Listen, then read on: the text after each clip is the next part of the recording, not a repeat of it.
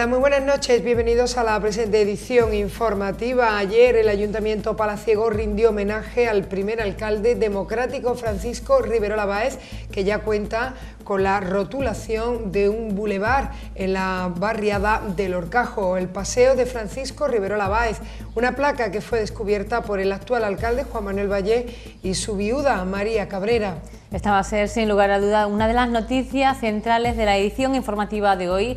Tenemos otras muchas que contarles y todas se las vamos a adelantar en los siguientes titulares.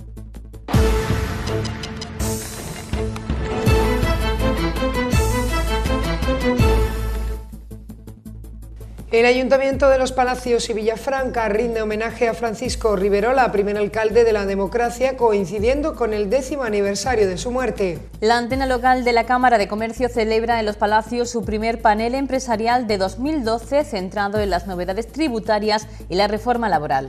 El Partido Popular de Los Palacios considera que el plan de ajuste municipal aprobado por el Gobierno de la Nación dará vida a los proveedores locales y servirá para reactivar la actividad económica del municipio. Incluidas en su programación cultural, el casino inaugura las exposiciones de fotografías sobre el mundo del toro y el flamenco, obras de los palaciegos Francisco Ponce y Francisco Amador. Y en deportes, empate a 2 en el derbi local de cadetes entre la agrupación deportiva Mosqueo y Los Palacios Club de Fútbol. Sigue la pugna por el ascenso entre los benjamines de Los Palacios y de la Liana Balompié.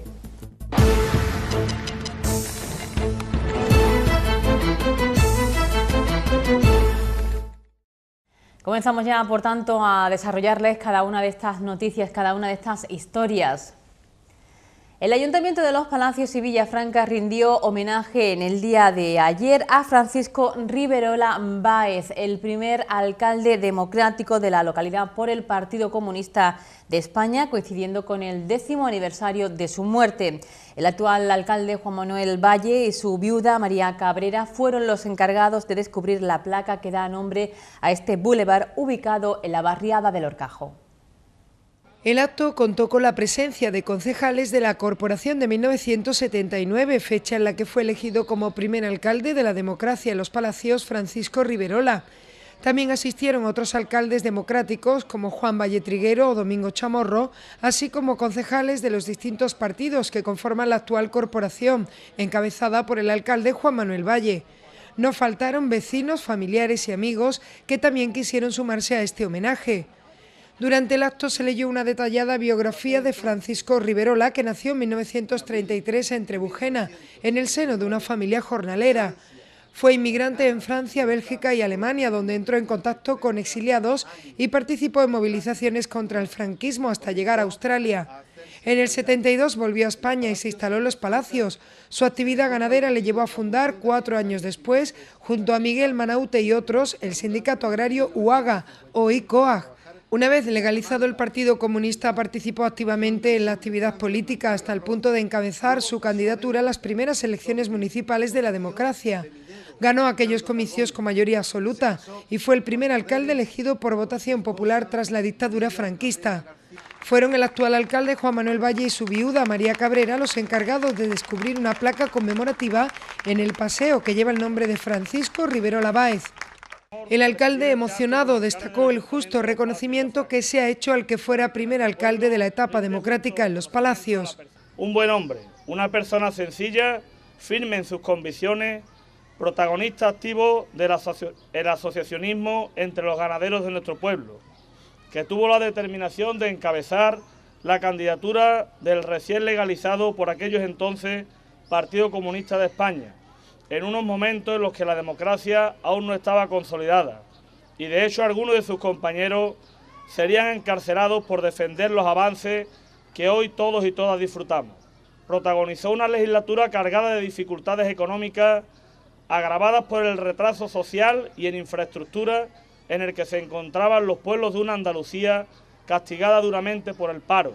Fruto de aquel primer gobierno fue la urbanización de 37 calles que ni siquiera tenían pavimento, o la mejora de barriadas como la del Cerro, donde por primera vez algunas de sus calles conocían la luz eléctrica.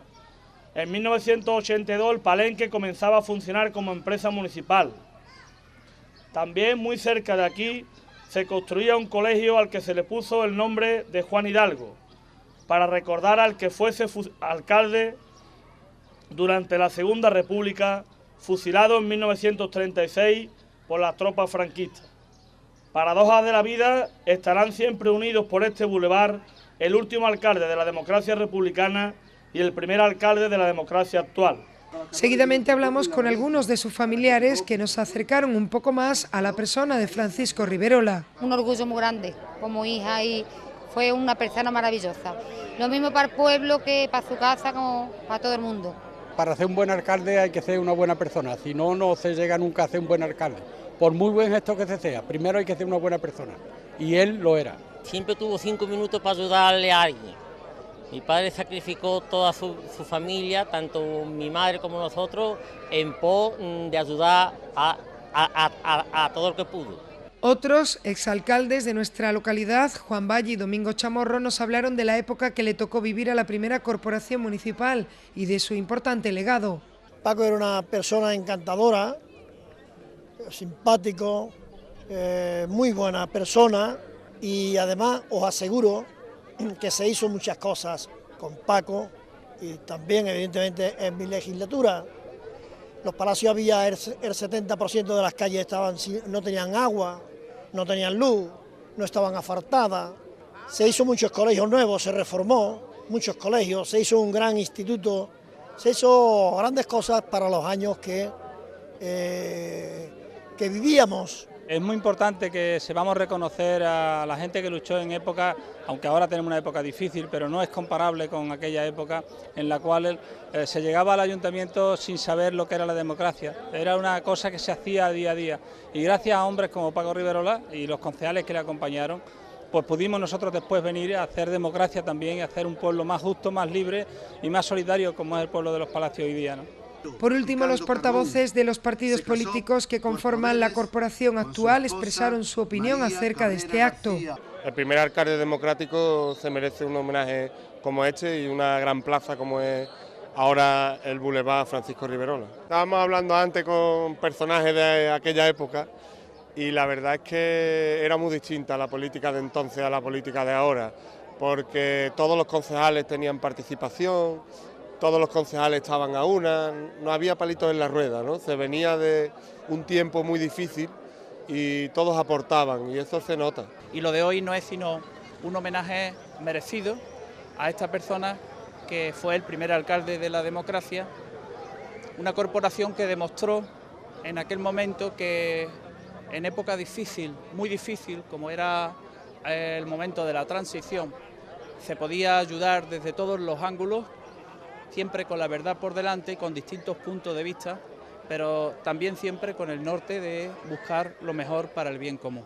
El Partido Socialista, siempre que haya un acto, siempre conmemorando la actualidad que este hombre hizo y la labor que hizo por nuestro pueblo, pues siempre estaremos aquí apoyando a él y a toda su familia. Es un hombre que la verdad personalmente no lo conocía, pero que por lo que una se entera y las cosas que hizo por nuestro pueblo, pues la verdad que hizo una labor súper importante en aquellos momentos difíciles que vivíamos, pero la verdad es que trabajó mucho por nuestro pueblo.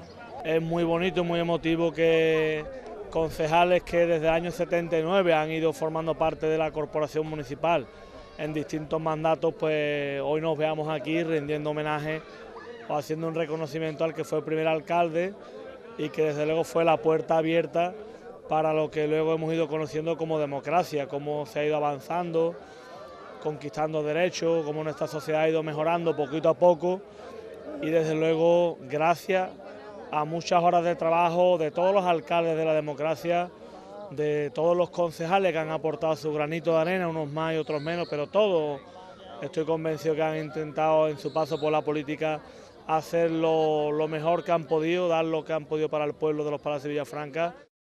Seguimos con más noticias. La antena local de la Cámara de Comercio, en colaboración con el Ayuntamiento de Los Palacios y Villafranca, ha celebrado hoy su primer panel empresarial de 2012. Un panel dirigido a empresarios y autónomos de nuestro municipio que se ha centrado en las novedades tributarias y en la reforma laboral.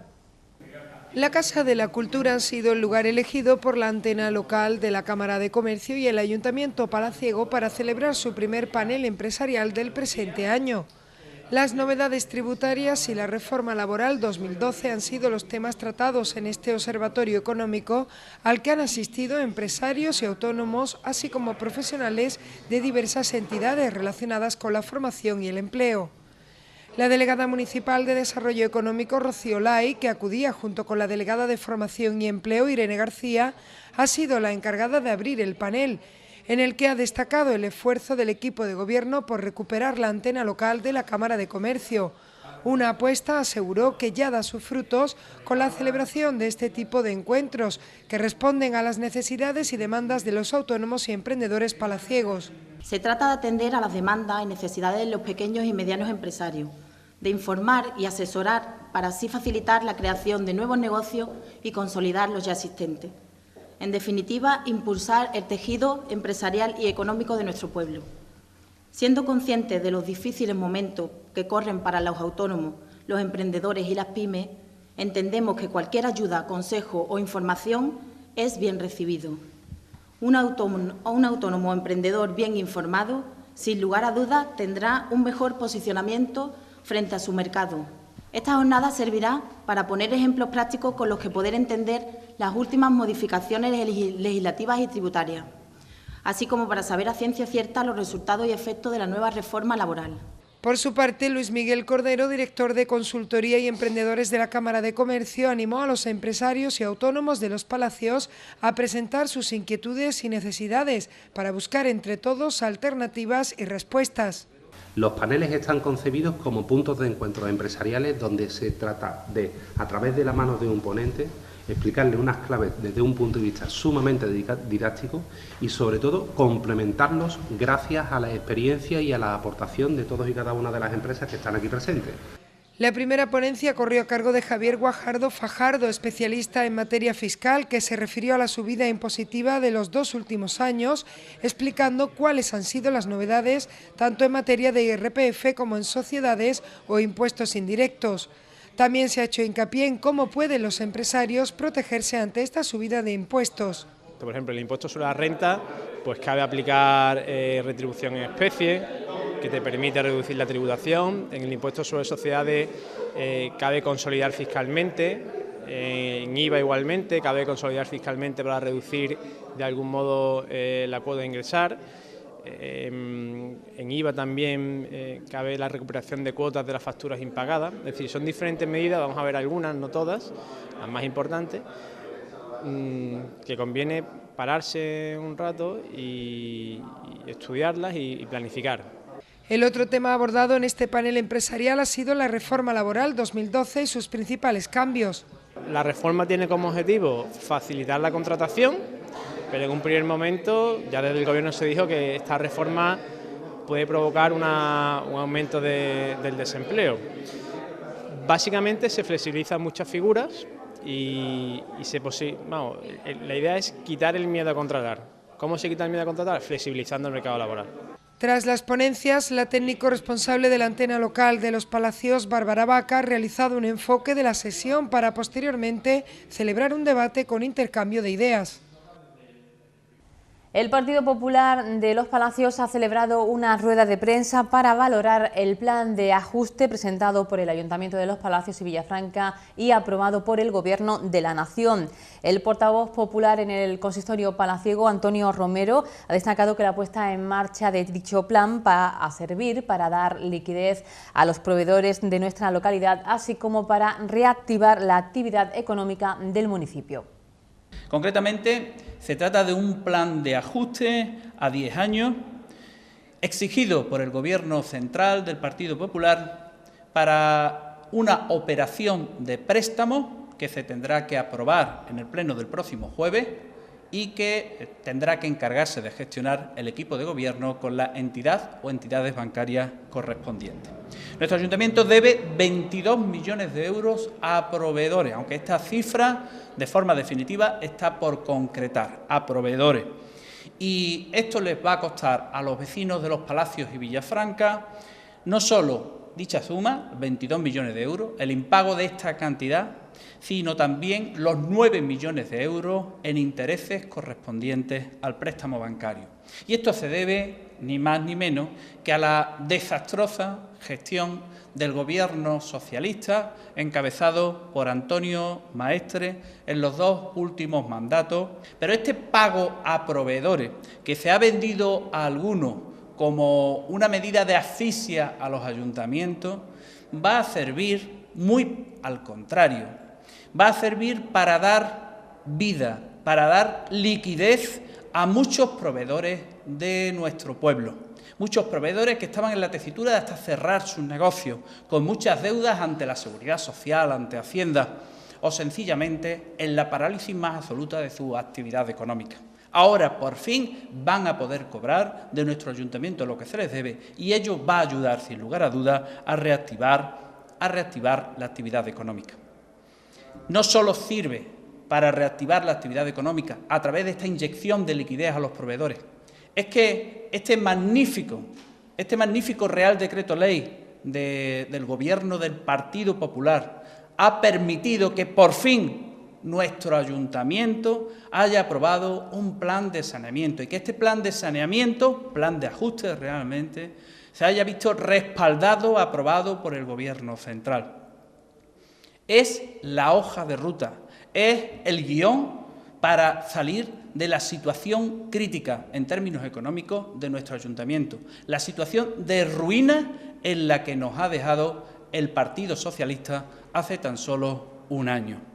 La Peña Cultural y Comercial La Unión El Casino celebró ayer uno de los actos previstos en su programación cultural para la primera mitad de 2012, que consistió en la inauguración de 2 exposiciones de fotografía realizadas por 2 fotógrafos de nuestra localidad, una de ellas centrada sobre el toro y el caballo, obra de Francisco Ponce, y la otra titulada Un instante de flamenco en los palacios, de Francisco Amador.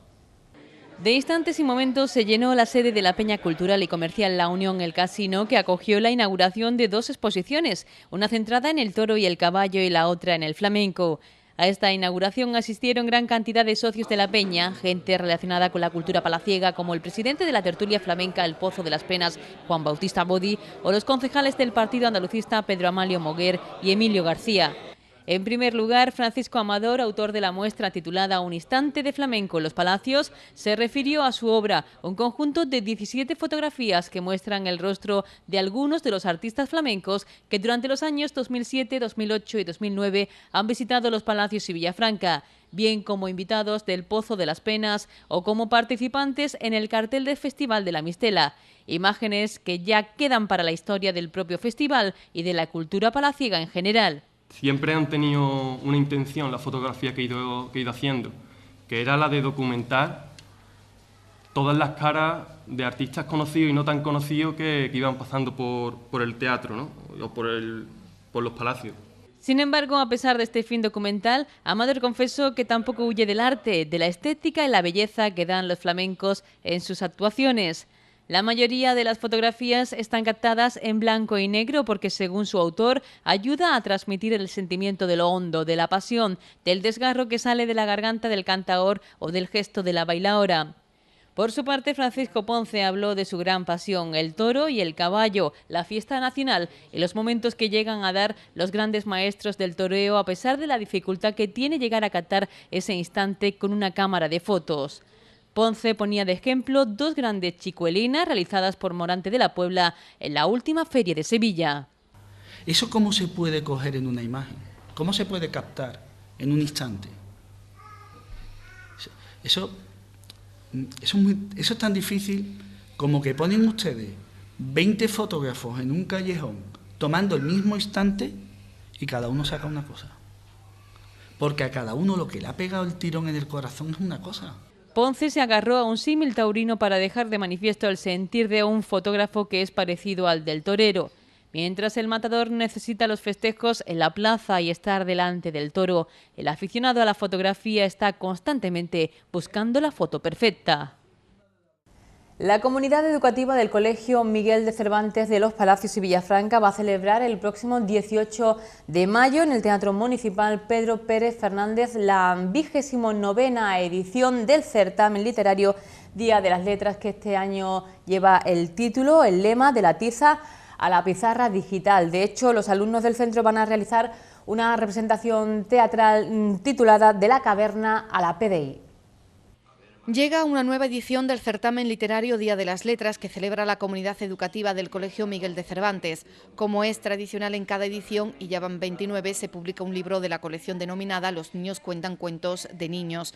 El de este año lleva como título De la tiza a la pizarra digital y es un homenaje a todas las generaciones de hombres y mujeres que han dedicado su vida a la noble tarea de enseñar.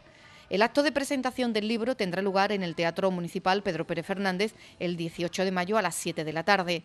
También en dicho teatro se procederá a la lectura del acto del jurado del certamen literario y a la posterior entrega de premios de esta 29ª edición. El broche final será la representación de la obra de teatro De la caverna a la PDI, una obra en 6 actos en la que, tomando como referencia la educación escolar y con ciertas pinceladas de humor e ironía, se realiza un recorrido por las diferentes etapas de la historia de la humanidad. El objetivo es dar a conocer la evolución que ha sufrido la enseñanza con el transcurso del tiempo. Todo ello a través de diálogos en directo, proyecciones y apartados musicales y coreógrafos.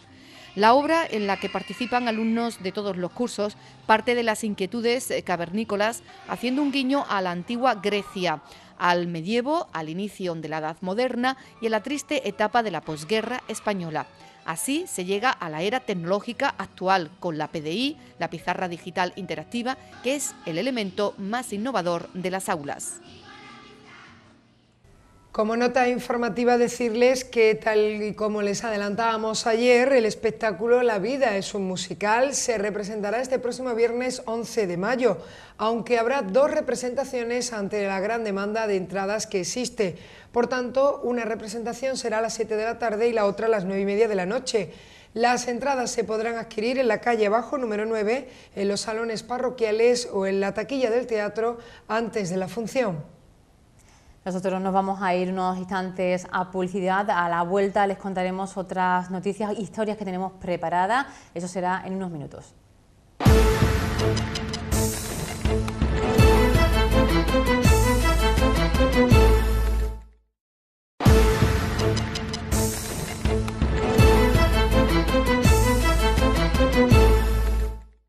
Regresamos después de esta pausa publicitaria. Seguimos con la edición informativa de hoy. Cada trimestre los regantes se llevan un nuevo disgusto cuando se publican las subidas de las tarifas eléctricas, al igual que nos lo llevamos también el resto de consumidores. La diferencia es que los regantes tienen que pagar todo el año por una luz que no consume nada más que las temporadas de riego. Pues bien, la última subida de la luz va a suponer que entre 1.000 y 3.500 euros tengan que pagar más en este año los regantes. El pasado 25 de abril se publicaron en el BOE las nuevas subidas para la factura eléctrica que, aunque publicadas tarde, se aplican retroactivamente desde el 1 de abril.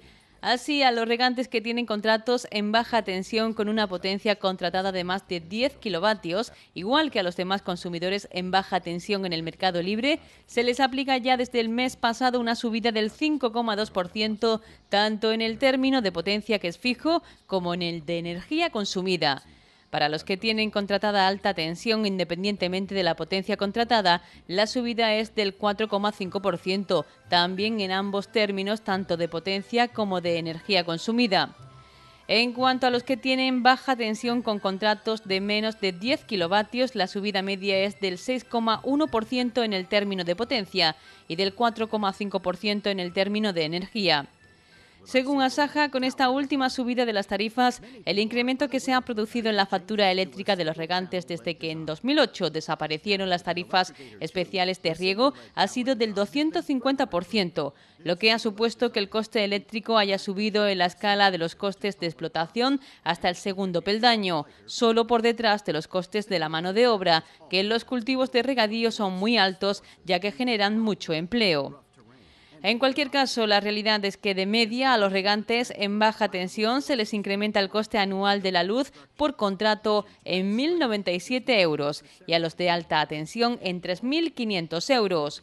Y todo esto de momento, ya que en junio habrá una nueva revisión de las tarifas y otras en septiembre y en diciembre, por lo que a final de año estos costes pueden haberse disparado aún más.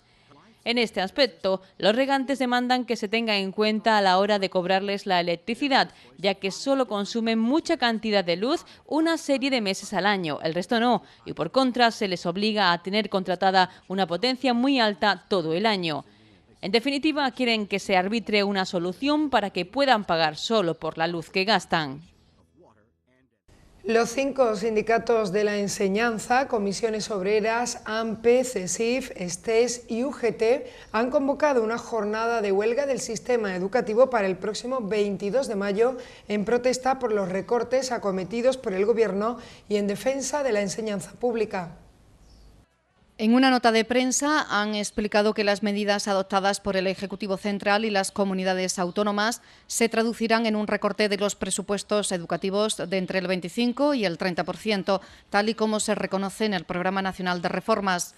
Este recorte se suma al sufrido en los últimos años por el sector de la enseñanza, lo que supondrá, según aseguran los sindicatos, un retroceso histórico. En la nota se recuerda que, según las reformas del Gobierno, las aulas volverán a masificarse, con grupos de hasta 30 alumnos en educación infantil y primaria, hasta 36 en secundaria y hasta 42, ampliables a 46, en bachillerato.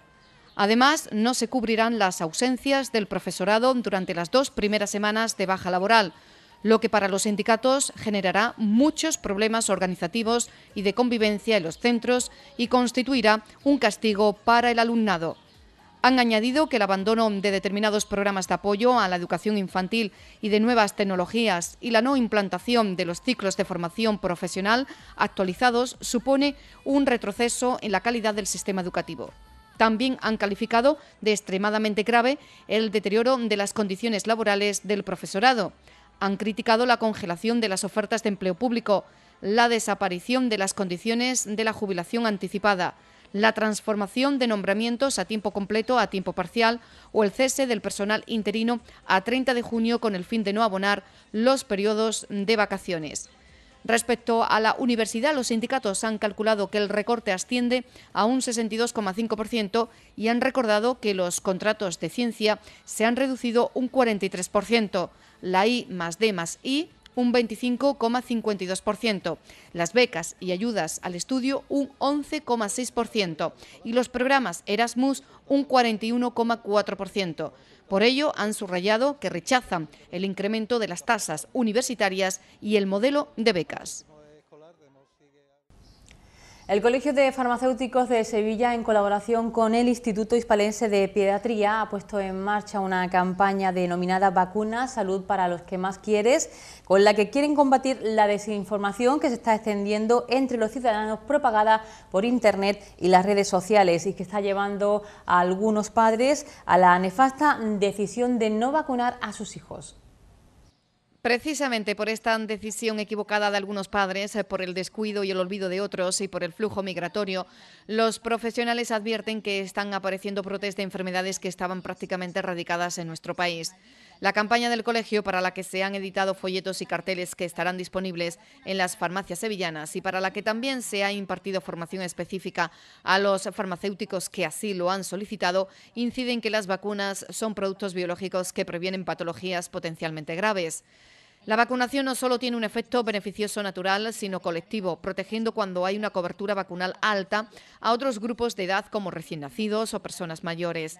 Pero no vacunar crea bolsas en las que pueden surgir brotes de enfermedades inmunoprevenibles muy graves. La campaña subraya asimismo que el perfil de seguridad de las vacunas es superior a la de cualquier otro medicamento. La Agencia Española del Medicamento es el organismo oficial que autoriza la comercialización de vacunas y que antes y después de su autorización controla estrechamente mediante múltiples estudios la seguridad, calidad y eficacia de las vacunas. En resumen, y según pone de manifiesto esta campaña de la farmacia sevillana, las vacunas, detrás del agua potable, representan el avance sanitario más importante de la historia y toda información sobre ella debe buscarse en fuentes autorizadas y nunca por los rumores e intoxicaciones que circulan en Internet y en redes sociales. Seguimos hablándoles de sanidad, esta vez con una noticia muy positiva y solidaria, y es que 2 donaciones múltiples de órganos y tejidos realizadas en el Hospital La Merced de Osuna han permitido mejorar la calidad de vida de al menos 11 personas de distintos puntos de Andalucía, además de la implicación de un amplio número de profesionales del área de gestión sanitaria de Osuna.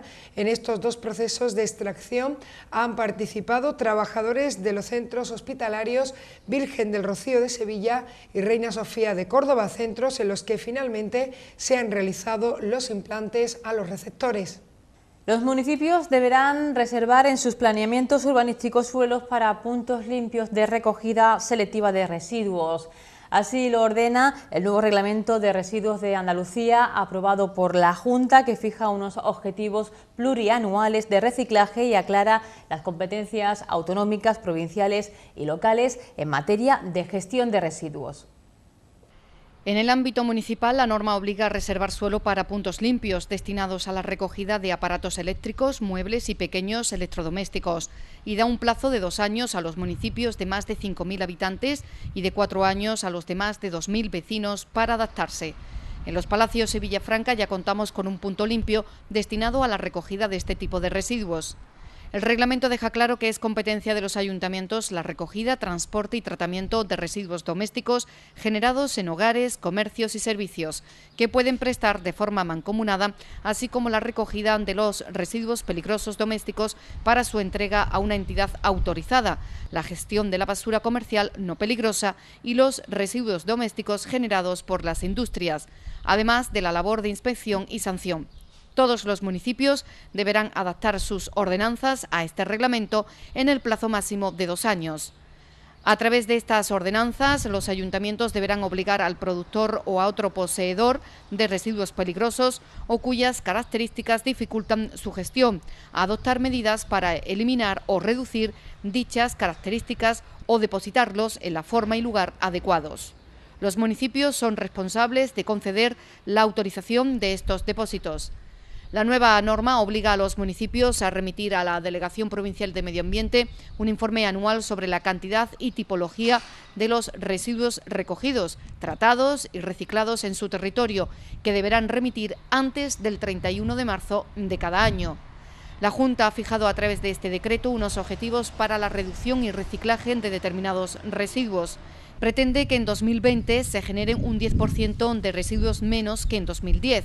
En cuanto al reciclaje, el reglamento prevé que para 2020 se reutilice el 50% de los residuos de plástico, papel, vidrio o metal. La norma obliga a que en 2015 su recogida selectiva esté totalmente implantada. El nuevo reglamento también pretende mejorar las plantas de recuperación y compostaje para reducir el material que se rechaza y se envía a los vertederos porque su alta contaminación impide reciclarlo.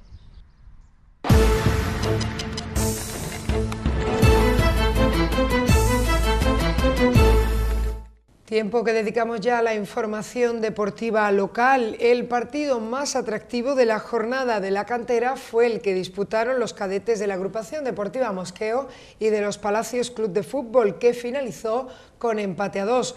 Por otra parte, los equipos benjamines de Los Palacios y de la Liara vencieron en sus respectivos partidos, por lo que continúan en la pugna por el ascenso. Buena jornada en líneas generales para los equipos canteranos de la Liara Balompié. Los juveniles, como estaba previsto, vencieron por 3-0 al Gines, por lo que continúan en la tercera posición. La victoria por goleada de los cadetes sobre el Atlético Algabeño, al que derrotó por 5-1, les mantiene con mínimas esperanzas de permanencia. El equipo infantil, tras lograr la permanencia, se relajó en exceso y perdió en Lora por 6-0. Los alevines A de la Liara ganaron por 3-0 a los Caminantes, a los que le arrebatan la quinta plaza. Por su parte, el equipo B no pudo disputar su partido ante el Oromana en Alcalá por el mal tiempo. El primer equipo benjamín venció por 3-0 al tercero clasificado, el Dr. Fleming, mientras el conjunto B ganó en Utrera por 1-5 y continúan en primera posición. De la cantera de la Agrupación Deportiva Mosqueo hay que destacar la goleada encajada por su equipo juvenil en Utrera ante el Tinte por 10-1. El derbi de cadete frente a Los Palacios Club de Fútbol terminó con empate a 2 y también con las esperanzas de ascenso de estos últimos. La única victoria llegó gracias al equipo infantil de la agrupación deportiva Mosqueo, que ganó por 1-3 en Morón a la Unión Deportiva, por lo que se mantiene en segunda posición. El equipo alevín empató a 3 en Utrera en un partido en el que llegó a tener 2 goles de ventaja. Los benjamines y prebenjamines de la agrupación deportiva Mosqueo cayeron derrotados fuera de casa por idéntico resultado, 4-3. Los primeros frente al Club Deportivo Mosquito de Alcalá y los segundos ante el Santa María de Morón. También el Santa María fue el rival del conjunto benjamín de la Unión Deportiva Trobal. Venció el equipo palaciego a domicilio por 2-5. Los trobaleños continúan certificando así su gran segunda vuelta. La cantera de los Palacios Club de Fútbol también cerró una buena jornada. El equipo juvenil descansó y, como era la última jornada, finalizó la liga sumando los 3 puntos. El equipo infantil, por su parte, recibió de manos del presidente de la Federación Sevillana de Fútbol el trofeo al campeón de segunda provincial, y para festejarlo le endosaron una docena de goles a la Peña Rociera. El primer equipo alevín venció por 2-0 al tercer clasificado, el Pablo VI de Alcalá, por lo que se asegura de forma matemática la segunda plaza. El equipo B empató a 3 ante los caminantes. En benjamines hubo un doble enfrentamiento ante el Pablo VI, con victoria por 10-0 a favor de los Palacios A, que continúa en primera posición. El equipo B, sin embargo, encajó una derrota por 2-7. Por último, los prebenjamines ganaron por 3-0 a la Unión Deportiva Morón.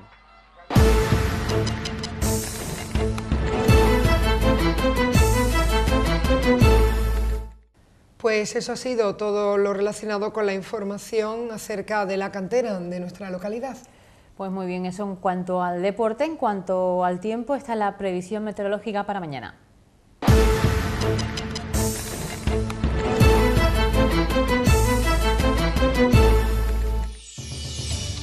Para mañana miércoles tendremos cielos poco nubosos o despejados, temperaturas en ligero a moderado ascenso, más acusado en las máximas que llegarán a los 30 grados. Vientos flojos variables con predominio de la componente este durante la mañana.